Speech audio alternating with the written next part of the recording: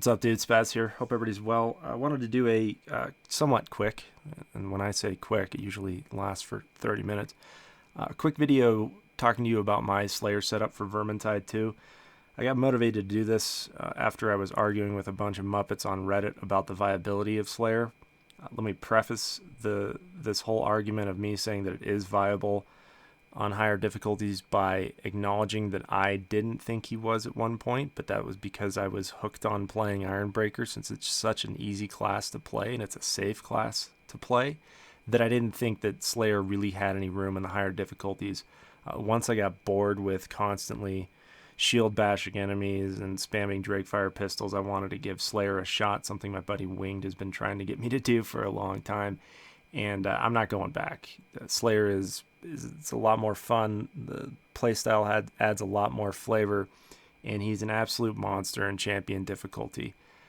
Legend is a different story. You have to be really good at Slayer to play in Legend difficulty, and don't expect to play any pub matches with Slayer because people will kick you because they have the same sentiments of the Reddit warriors who say that every dwarf should play Ironbreaker.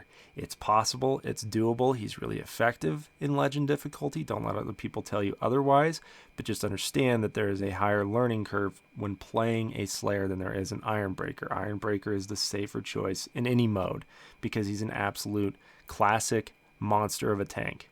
And now he also has ranged abilities, which are just nuts. The Drakefire pistols are absurd. Let me show you mine really quick, so you know what I'm talking about. Oops. These Drakefire pistols with less heat gen and the Iron Drake skill. I mean, most maps that have horde spawns that have to funnel, you're rarely putting up your shield because you're clearing them effectively with these pistols. And the reason he's so tanky is his passive is absurd.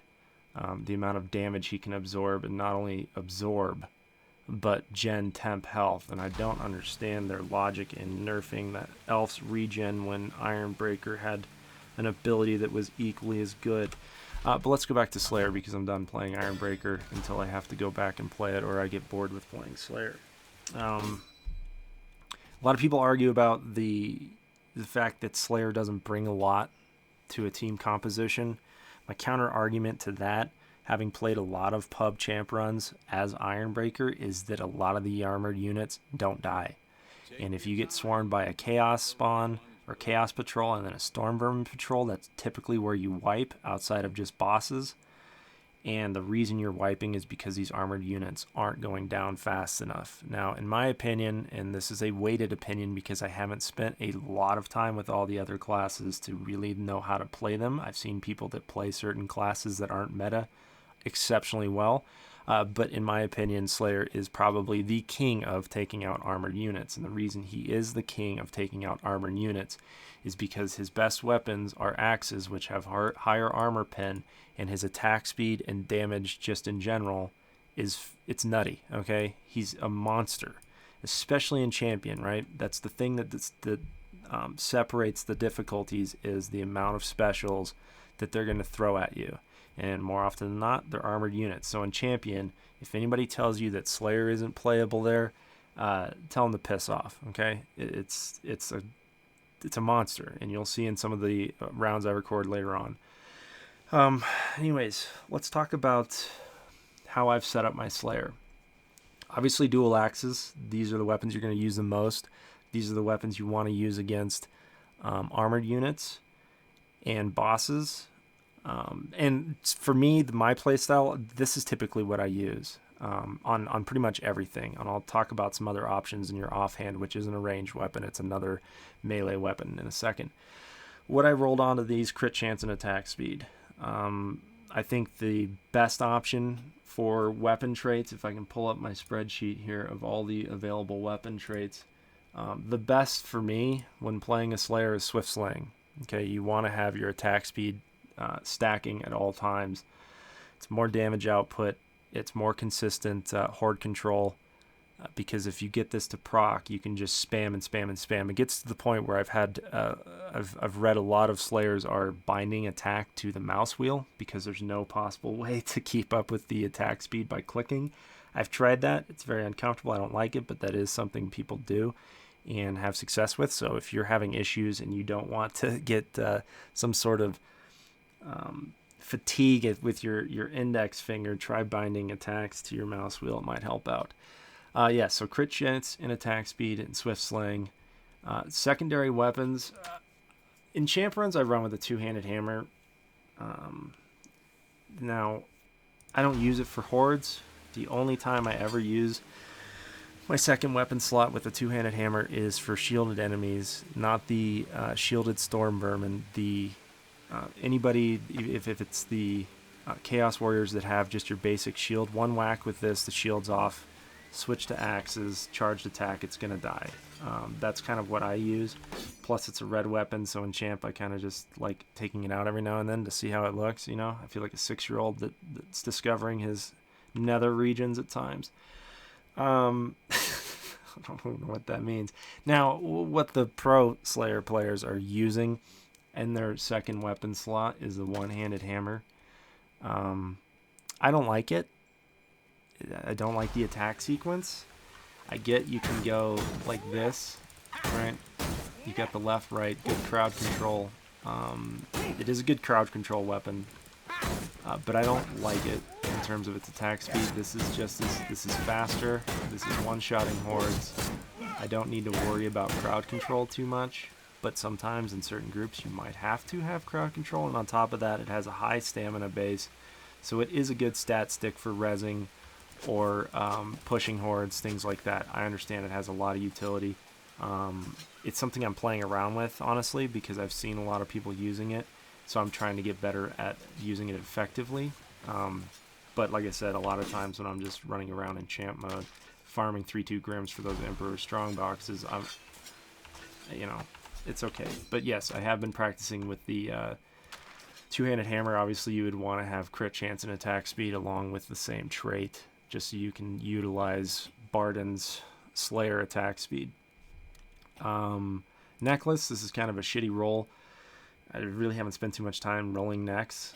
I'm just waiting for red items to drop.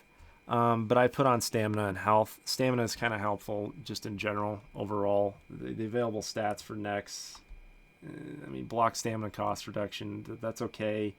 Damage versus reduction versus different enemy types or area damage, it's like, that's, God knows if these things even work.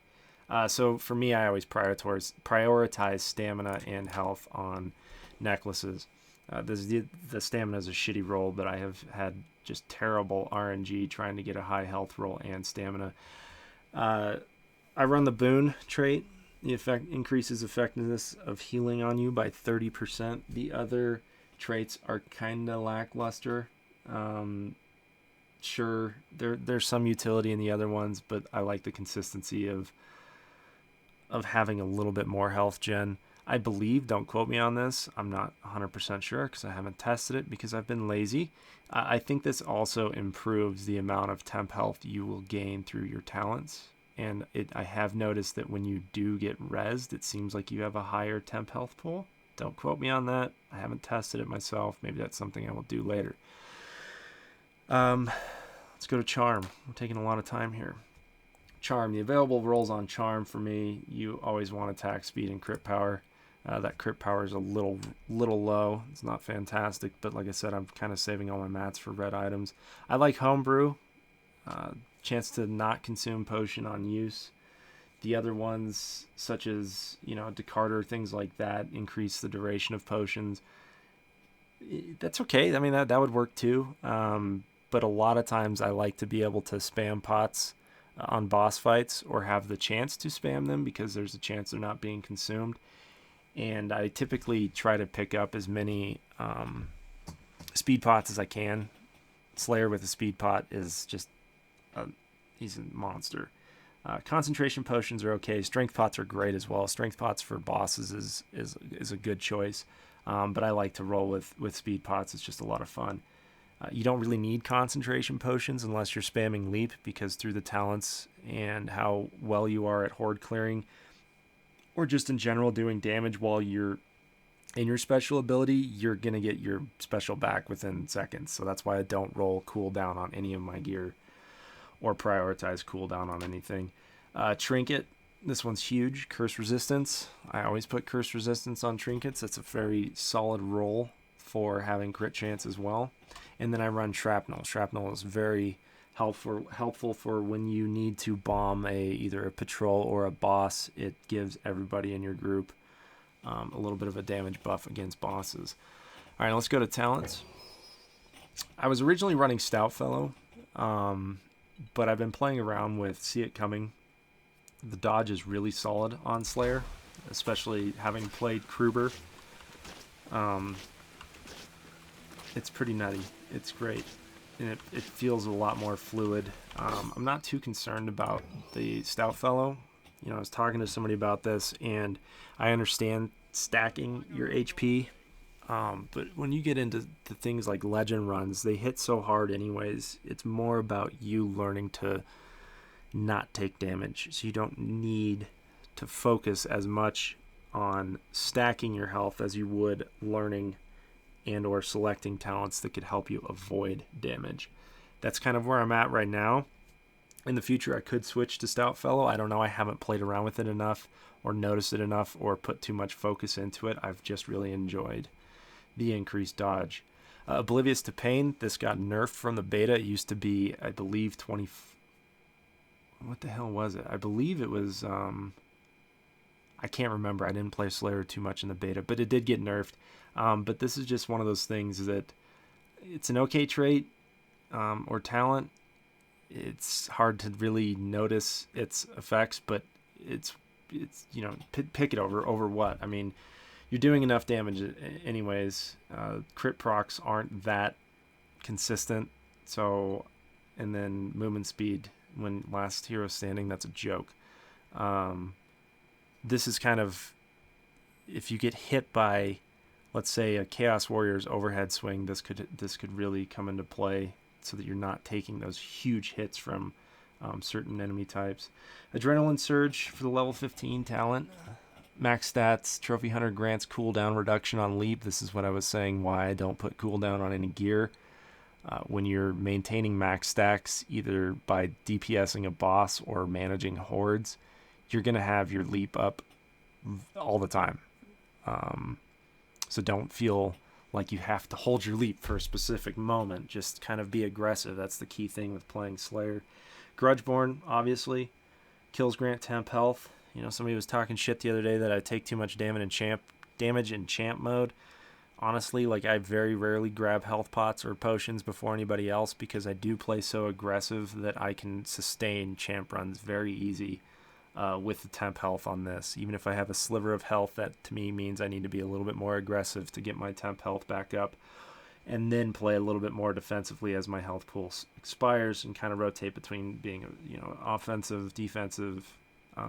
So that common meme on Reddit that Slayer is always the person to steal health pots and packs, it's not necessarily true. Not with a good Slayer. Level 25 talent, Crunch. Increases the stagger effect when landing near enemies with leap. This is so good. People say that Slayer has no utility in a group. It's a joke. This skill has saved teammates and even myself several times. If they're being overwhelmed or they're out of position, leap on them. Or if you're out of position and you need to stagger something to kind of move back a little bit, this is great. It's a great skill. This is fun to play with. Honestly, once you get a hang of Slayer and you're just kind of wanting to dick around, it's pretty hilarious, especially if you get a speed pot with this. You can, certain times you'll have hordes funneling through a narrow area, and you can just, it's hilarious. I'll have to record next time I run with this passive, but you just throw a leap, right, parallel to the horde, and laugh as you're just like a madman running by, slashing everything at an insane movement speed with the speed pot. And then when this procs, it's pretty nutty. But that's pretty much it for my setup, guys. I'm going to go ahead and record a couple rounds, some pub runs on Champion. like I said, it's almost impossible to find legend crews that are okay with running with a Slayer, and that's because there aren't that many Slayer players out there pushing the higher difficulties. Keep in mind this game recently came out, so that'll change in the future, and then I'll have more chances to put up some legend runs where I can rally some of my buddies that I've been playing with to accept the fact that they're not going to have a IB Ironbreaker out there in their legend runs, and maybe we'll get some recording done. Anyways, guys, I hope everybody's well, like I said, and I will catch you in another video.